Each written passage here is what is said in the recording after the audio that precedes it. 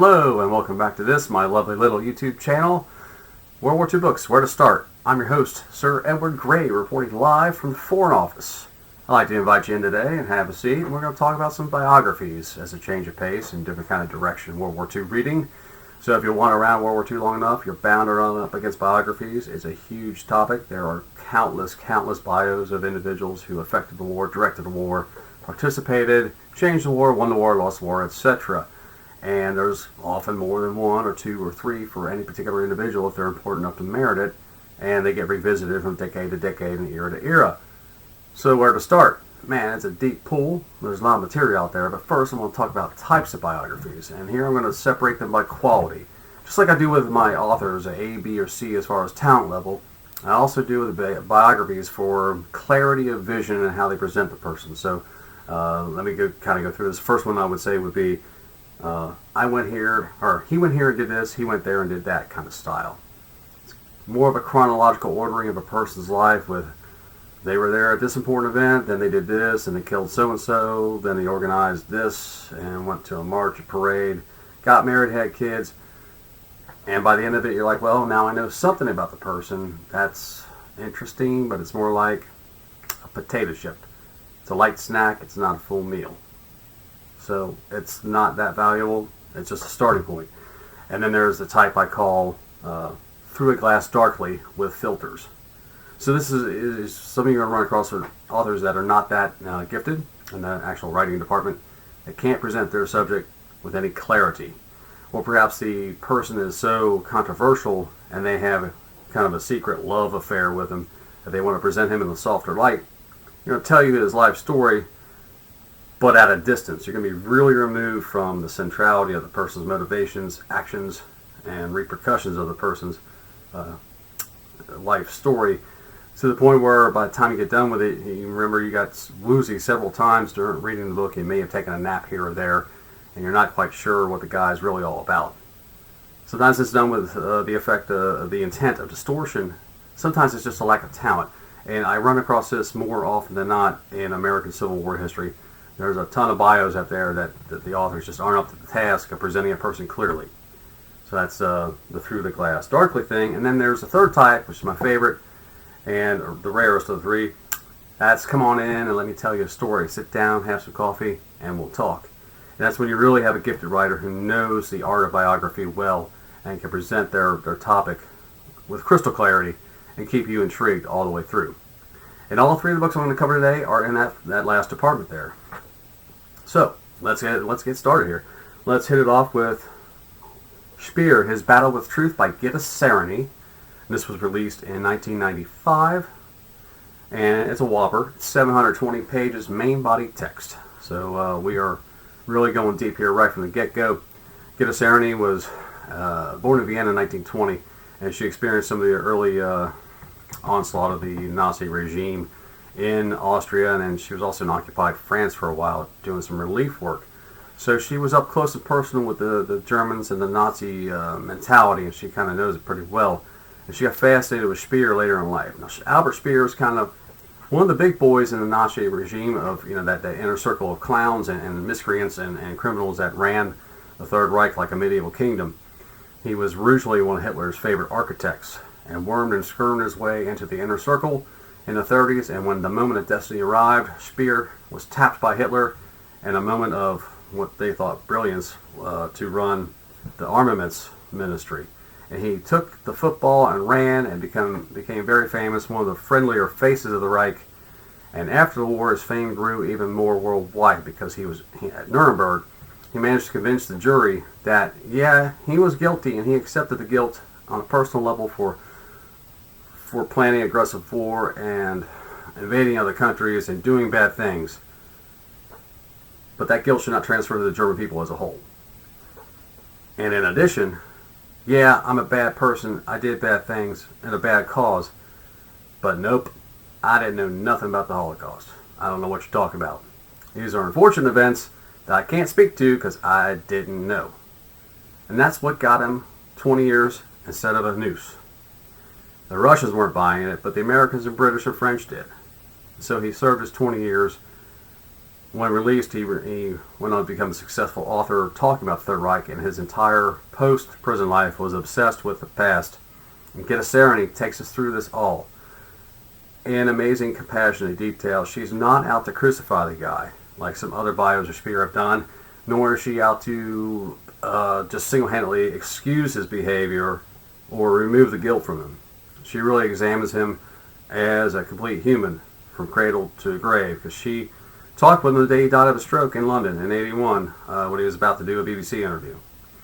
So she knew him well. She traveled around with him while she was doing her notes for I think it was a magazine article at the time. I mean, later on, she realized she had enough material for a full bio, and it took her quite a while to do it. I don't know what the reason for the gap was between '81 and publication '95. That's a significant gap, so she had plenty of time to work on it and get her thoughts squared away and get the perspective right. Now, the centrality of Speer is, did he know about the Holocaust? Was he aware of the murder of the Jews in Poland and Russia and elsewhere? The answer is yes. And she's going to lead you up to that point. She's going to knock on the door's going to open, you're going to walk through the door, but she's going to stay outside while you make up your own mind. And that's, I guess, part of the strength of the book, and also a weakness. I think she lets him off the hook because she personally knew him. And I don't think she wanted to condemn him or the family members afterwards, having known them well and talked with them and traveled with them and, slept in their house, kind of a friend of the family kind of routine. I don't think she could quite bring herself to condemn him wholeheartedly. So it's up there, left for you, the reader, to really think about and contemplate. And I kind of like that. I kind of don't like that. It's a 5-star book, though. You won't regret it, even at its kind of severe length.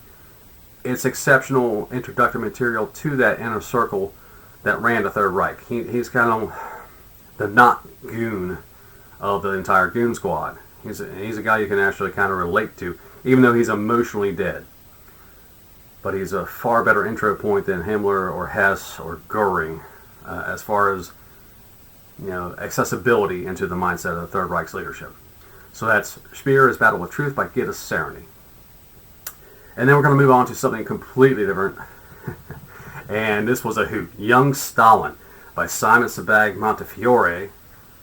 This was published in 2007. And this clocks in about 396 pages all told. I don't know what the just straight main body text is. And this is part 1. So it's a 2-part bio, first half, second half. And young Stalin obviously is the young Stalin from birth until the Communist Revolution. So Stalin was a gangster from the get-go. I mean, right from the rip. This guy's life was made for Hollywood. If he had been known in the West at all, this would have been perfect biopic material. This guy survived 2 bouts of smallpox as a kid. He got run over by a horse and cart and survived that. His mother and father beat the living snot out of him on a regular basis. No problem. That's kind of standard for the time period, I guess. You beat your kids senseless to teach them discipline kind of routine. It's a hard knocks life kind of stuff. Came through all that, and then the real adventure starts, because get this, at one time he was a seminary student, a wedding singer, a well-known, renowned poet throughout Russia, a part-time meteorologist working for the Tsar's weather service. Yeah, I know that's bizarre, but it happened. And then he got into the revolutionary stuff. So right there, and this kid's like 15, 17 years old, he's already packed Have a Lifetime stuff in a few years. It's fascinating. And then he turns to being a criminal, basically. He kind of becomes the money man for the nascent revolutionary movement in Russia. There were several different strands of this: communist, non-communist, anti-czar, whatever. But he got addicted to the communist ideology and became a fundraiser, shall we say. And once he met Lenin, his fate was sealed. He had met his hero, and that was all there was to it. Well, this guy organizes bank robberies. He's a little bit of a pirate. He steals from ship captains. He organizes riots in oil factories. He organizes cells within cities. Travels all over the southern Russia, creating mischief and trouble, and does some prison time. He even goes to Siberia in exile. And that was kind of a standard punishment for Tsarist era stuff. They weren't heavy on death sentences for some reason. are relatively light on death sentences, but they would send you to Siberia to literally cool your heels for quite some time.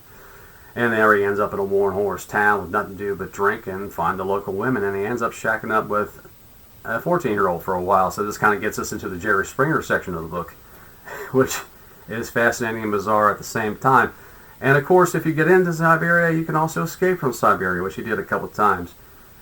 If you got the will and the way and some money to grease the wheels, you can get out and wander free around Russia for a while until you get caught again, sent back to the camp. Really, really, just an epic life right there. Just bizarre stuff. And all this, we also get a trip to London and a trip to Vienna to organize Bolshevik revolutionary stuff. So he's kind of a world traveler too. It's just fascinating. And Montifiore does not stint on the excitement here. He opens up with a bank robbery, and we do this Russian style. Stalin organizes bank robbery to raise funds. Instead of just using a gun and having a mask tied around your mouth, no, he's going to come in with hand grenades to make sure of the matter. Yeah, that's how we rob banks, Russian style. We don't mess around. This made kind of worldwide newspaper news headlines at the time. It was so bizarre and violent. And he leaves at the door the communist takeover in 1918. I haven't read part 2 yet, but I'm sure it's going to be just as good as part 1. So what we get out of this is not the standard monolithic face you're used to thinking of with Stalin standing on the review stand as the tanks and the guys roll by in the May Day parades and the missiles and all that. That stone face of Stalin with barely any life in his eyes at all, kind of doing a little wave here and there. No, this is a vibrant young Stalin who's got some life in him.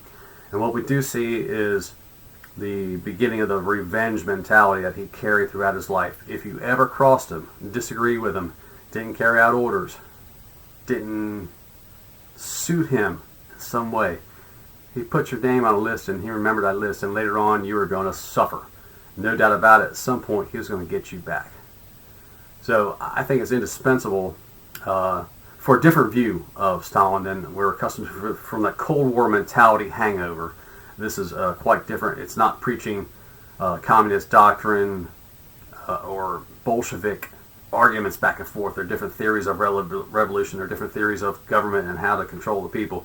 Now, this is really just a biography. This is really what he did and how he felt and who he interacted with, who he married, and his parentage, in really good detail without bogging down at all. So I think it's a really great starting point for Stalin. So that's Young Stalin by Simon Sebag Montifiore. And they're going to finish up today with American, Douglas MacArthur. And this book is called American Caesar by William Manchester, published in '78. And this is another whopper here, 811 pages. It's quite a brick. But it's also 5-star material. William Manchester can plain write. This is an official biography. It's sanctioned by the family. So he can't quite say everything I think that he wants to say. He can't be as critical of MacArthur as others have been before and since. MacArthur has a legendary aura around him as being like the perfect command general, just flawless and touchless, and that's a result of his own publicity machine. He was absolutely ruthless about promoting himself. He had an ego the size of 5 Amazon warehouses and didn't mind showing it off. At the same time, he's also intellectually gifted. There's nothing dumb about this guy. He is incredibly intelligent and knows it, and is quite self-confident about his abilities. Never an ounce of doubt in his mind about how great he is. So that can be off-putting. He's so arrogant, you wouldn't really want to be in the room with him. But at the same time, he can have gifted, brilliant conversations and knows something about everything. He's a bit of a savant. He was renowned as having one of the largest private library collections in the early 20th century. He knew something about everything and everyone. He knew everyone. He had been everywhere and done everything. The junior officer in Europe in World War I, captain of the American Olympic team, I think it was in 28, chief of staff of the Army by the 30s, and then shipped off to the Philippines, where he became the only American general to ever hold the rank of field marshal in the Philippine Armed Forces, organizing their defense before the start of the Pacific War. This guy is quite monumental in his stature, And Manchester is really great at presenting him, and some of his faults and foibles, as well as some of the successes, which I think sometimes are overblown because Manchester, again, it's an official bio. He does have to sing his praises. If you want a counterbalance to this, read anything by Max Hastings concerning MacArthur, and you'll get a different view. Hastings is unrelentingly critical to the point of poison pen kind of stuff about MacArthur. He's got just virtually nothing good to say about him before 1945. After that, he's all right with him. But for this is a great guy. William Manchester does a really good job of it, and it also has one of the best exit lines. Now, the best exit line I've ever read in any bio, perhaps any nonfiction book of all time that I've ever encountered, which I will not spoil for you, but I think it just encapsulates his life and his era and the first half of the 20th century really, really well. It's a great exit line, and it'll leave you thinking about this book forevermore. I read this probably almost 20 years ago, and it still sticks with me today. Definitely 5-star material. So that's your first part of bios. I mean, I could do probably 10 or 15 videos on this stuff because bios are really crucial to World War II reading at some point. You're going to want to know about the people that did the stuff and the things that made the war what it was and the world what it is today. So I hope you enjoyed this. Leave some comments and perhaps think about subscribing for some more great material on my wonderful World War II channel. Thanks for watching, and we'll see you later.